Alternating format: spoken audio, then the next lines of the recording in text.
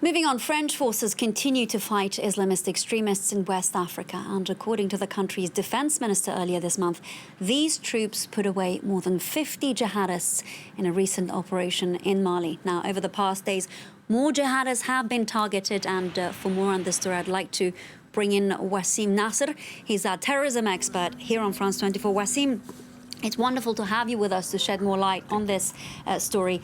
As I mentioned earlier, more operations taking place. Can you talk us through the latest operation that took place on Tuesday evening and who the target was? Well, that was the latest operation on Tuesday night at 6 o'clock. And I got to have some footage yesterday, some photos and some video footage, 2 minutes long. We're going to see a bit of it, where we see... Is this what we're looking at right now? No. We're going to see a bit of it. And so it's a 4x4 vehicle. Here we see it, targeted. And the people on the ground were telling me that it was hit by a plane.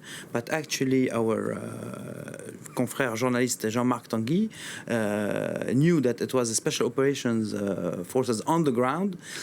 And he also heard the president yesterday during the 11th of November commemoration at the Arc of Triomphe, telling the chief of staff of the French army, congratulating him for the operation that took place on the 10th at night, confirming that it was a French operation.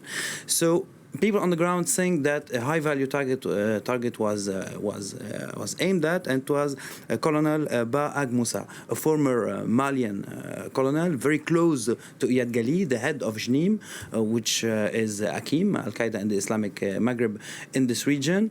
And this is someone that was into jihad since many years. He got trained in Libya. He was part of the Tuareg rebellion, and he's a figure among jihadis.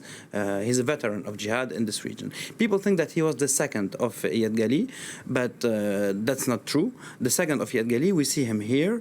It's the person on with the red circle around him. It's Aghita, and Aghita was trained by Ag Moussa. Aghita, this is a picture we see him while there was the exchange with the hostages. We see Sophie Petrona here, Soumaïla Cissé, Malian politician, the two Italian hostages, the officer of intelligence, of Mali intelligence, and the broker, the person who was the intermediaire to make this happen. Ag Bibi, a Tuareg figure too. So this is the number 2 or the second in command at JNIM. It wasn't Ag Moussa, but Ag Moussa is important since he decided to retreat from operational actions and to concentrate his efforts on training the new leadership and the new command, which explains why he is a high-value target.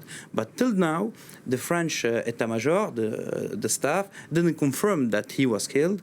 Jihadis didn't confirm that he was killed, because I got to ask the question very directly. I don't have an answer yet. But his family in the region of northern Mali, north of Kidal, is aiming or hinting that he might be dead. This is to be taken very carefully, but because sometimes the death of a prominent jihadi is to be hid or not for practical reasons. Wassim, that's all very interesting, and I think given that you have such great access on the ground, perhaps you can shed light on something for us. It's a question that I've been asking myself all day. Why are these operations ongoing when we're also aware of negotiations that are happening in parallel to them? Because it's a war zone. Because the French forces there aren't a police force aiming to apprehend people and to judge them. It's a war. It's an ongoing war. There is negotiations between the jihadis and the Malian authorities, and at the same time, the war keeps going. So we have a footage here where we see jihadis being freed after the last deal that we just talked about with Bamako, and we see like tens of jihadis being freed and celebrating their freedom while getting to their hideout in northern Mali a few weeks ago. This is a footage, a very long footage that I got to have directly from northern Mali, and we see them celebrating. But at the same time, war is still ongoing. While there was negotiations to free Soumaïla Cissé, Sophie Petrona, and the Italians, I can remind you that French forces killed Drukdel, which is the head of Akim. One of the oldest leading jihadi figures in the world was killed by French forces, and this didn't prevent the ongoing negotiations for the liberating of hostages to keep going. And at the same time, we can listen to the head of JNIM if you wish. He talked about it very directly during this celebration. So we're gonna listen to him. الحمد لله كما تعلمون نحن في حالة حرب مع الصليبيين، وهذه الحرب حرب مستمرة، يعني لا ما فيها وقت يعني فراغ يعني مثلا.